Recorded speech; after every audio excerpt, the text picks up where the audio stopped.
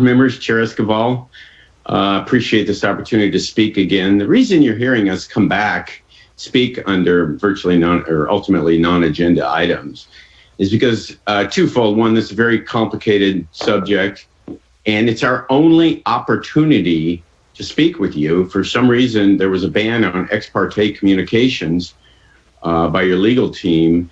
And so we really don't have a lot of opportunity. We weren't able to speak with you personally and individually and explain these complexities. So we're taking advantage of these particular opportunities to speak to you and answer some of the conflicts that I'm sure you heard. It was very confusing for many people who aren't familiar with this. And as I said at the last one, my roots are very deep with this. I've been going back before 2010, really started working on this in 2008, 2007.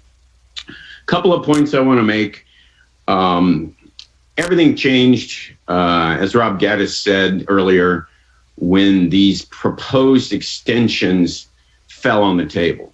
And they're extremely valuable for the power generators. And you need to understand, and I think you should direct your staff to find out exactly how much these are worth to the individual power plants and power generators. One, I don't know, and apparently it's somehow confidential, but we do see the agreement between the city of Oxnard and GenOn for $25 million for demolition and remediation for Oxnard to stand down in their opposition to the extensions there.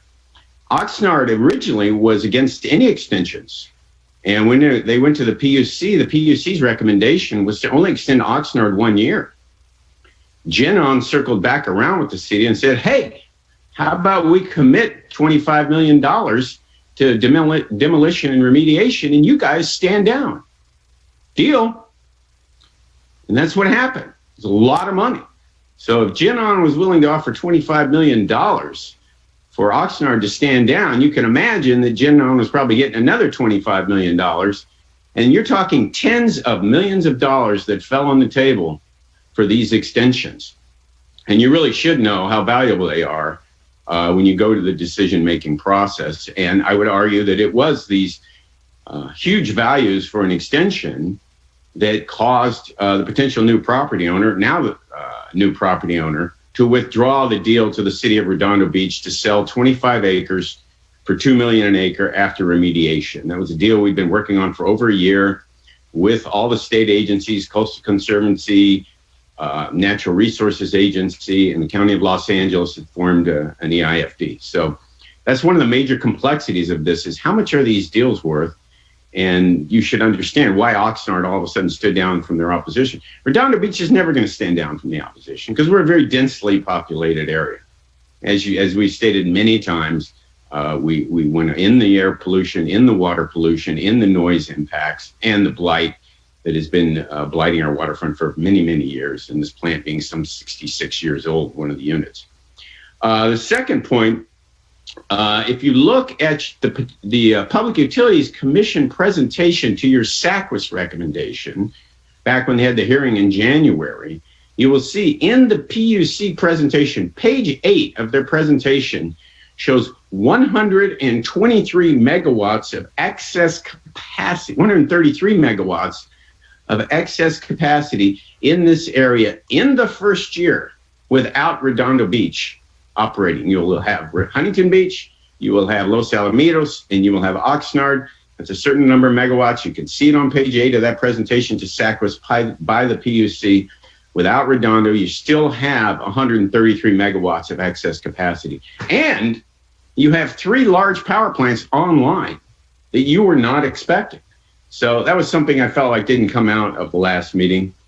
Jan Smutney-Jones, who I don't know but are familiar with. He's spoken at many of these hearings over many, many years, represents the independent energy producers, made the comment last time that, hey, just extend all these power plants for 3 years.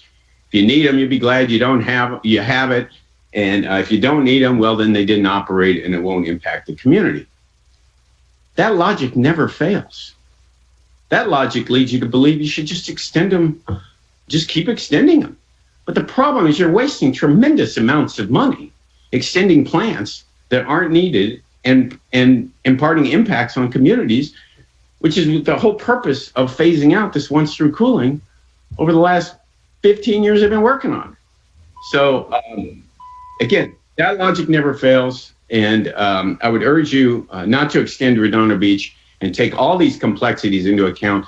Ask your staff how much money is at stake for these various extensions. And I think that would go a long way in educating the public and yourselves about why they're fighting so hard just to be on the ready, So with that, again, thank you for your time. Yeah, I'm sorry we can't have a conversation, but we'll continue to impart information and comment by the May 11th deadline. So thank you very much. Thank you, Mayor Brand.